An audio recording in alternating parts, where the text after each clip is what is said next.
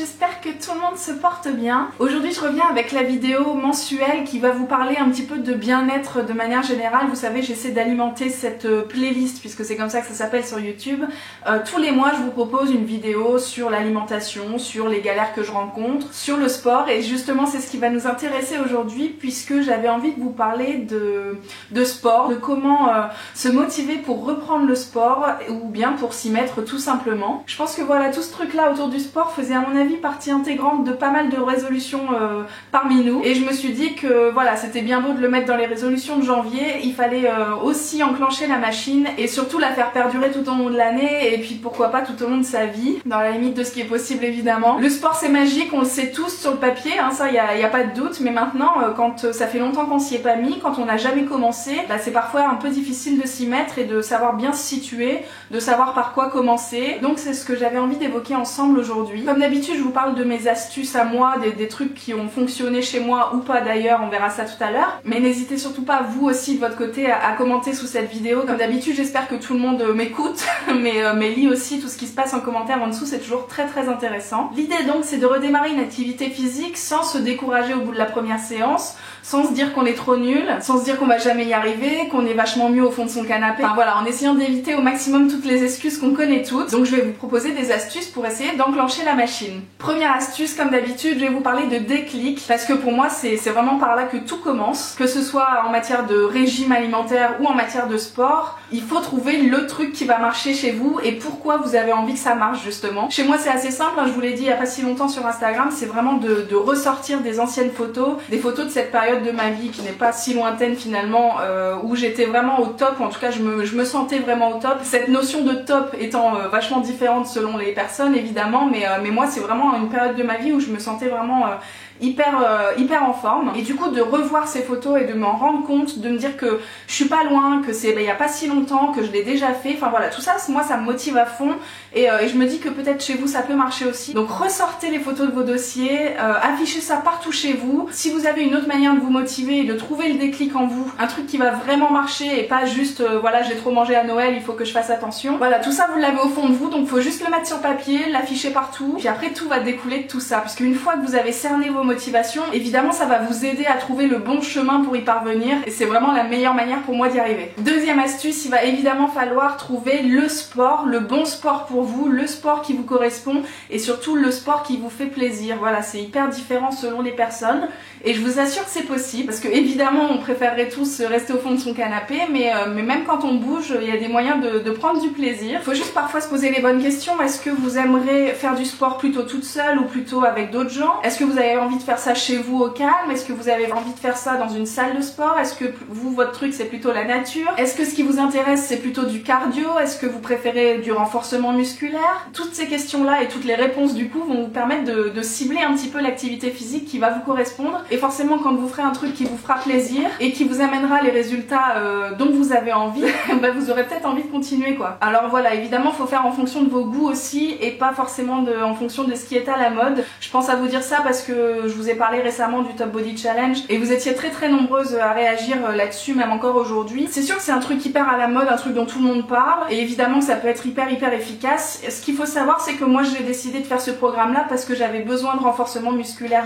J'en ai rien à carrer que ce soit un sport à la mode, que ce soit un programme dont tout le monde parle. Enfin voilà, si je fais du sport c'est parce que j'ai perdu 40 kilos et que voilà, j'ai des choses dans mon corps qui me le rappellent chaque jour, hein. Je vais vous éviter les détails sordides. Très sincèrement je suis obligée de faire du sport régulièrement, et je suis obligée aussi de faire certains sports précisément. Enfin voilà, par exemple le renforcement musculaire c'est vraiment indispensable pour moi, donc voilà, il faut cibler vos objectifs, cibler vos goûts, cibler vos envies, mélanger un petit peu tout ça et puis trouver ce qui va vous correspondre tout simplement. En sachant qu'évidemment tout ça peut varier en fonction des saisons, en fonction de comment vous vous sentez, et puis aussi vous pouvez faire plusieurs choses à la fois, tout est possible. Troisième astuce et non des moindres, j'avais envie de vous dire d'être fier de vous. Je sais bien que c'est pas facile au début parce qu'on commence, on en chie, on se trouve pourri forcément selon les niveaux de chacun, on démarre vraiment parfois de très loin. Alors c'est sûr qu'au début vous allez pas être fier de vos résultats, ça va être un petit peu la catastrophe, mais soyez déjà fiers de votre démarche. Je vous assure que c'est pas donné à tout le monde de se bouger de là. Il faut un petit peu se débarrasser de tous nos souvenirs de cours de sport au lycée, de moments où on a galéré à faire du sport en groupe. Il faut vraiment se débarrasser de tout ça et puis juste assumer maintenant qu'on est en train de bouger, qu'on est en train de faire changer les choses,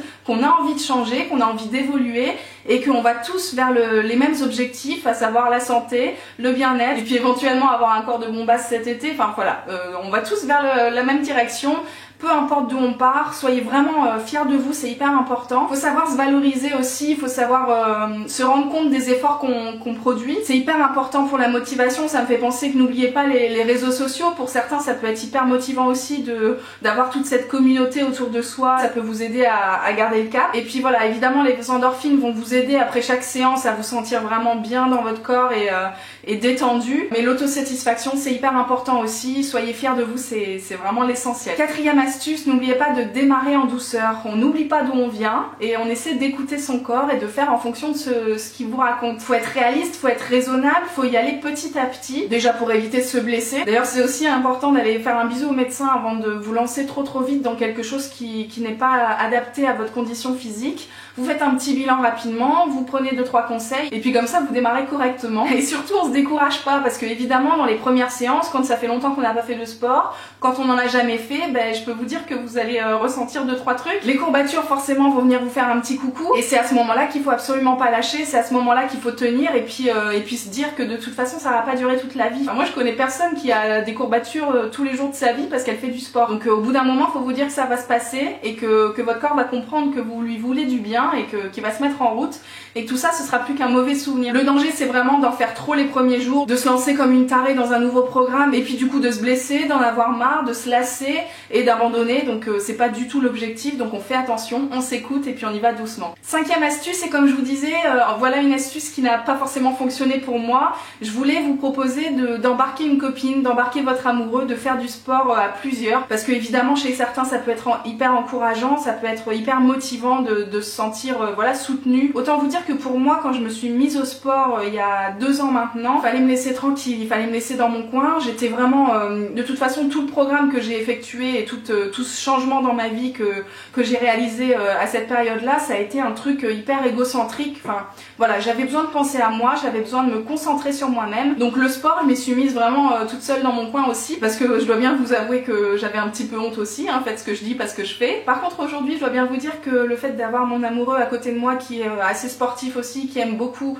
en tout cas se dépenser régulièrement, c'est quand même un soutien assez sympa et j'apprécie ça du coup de pouvoir faire ça tous les deux. Le Top Body Challenge, comme je vous ai raconté, on l'a fait à 2 avec une copine à moi. C'était très sympa de se motiver toutes les deux entre le lundi et le mercredi. Enfin voilà, c'est des petits trucs qui parfois, selon les périodes de votre vie, vont vous être utiles. Donc à vous de réfléchir si ça vous aide ou pas. Ça peut être sympa d'avoir quelqu'un à côté de vous qui vous encourage. Évidemment, faut pas aller chercher la copine que vous avez besoin de tirer par les cheveux pour la décoller du canapé. Il faut quelqu'un qui ait autant de motivation que vous, qui va vous tirer vers le haut, mais qui a quand même sensiblement le même niveau de vous pour éviter de vous rabaisser plus bas que terre à chaque séance. Donc voilà, je suis sûre qu'il y a plein de gens comme ça dans votre entourage.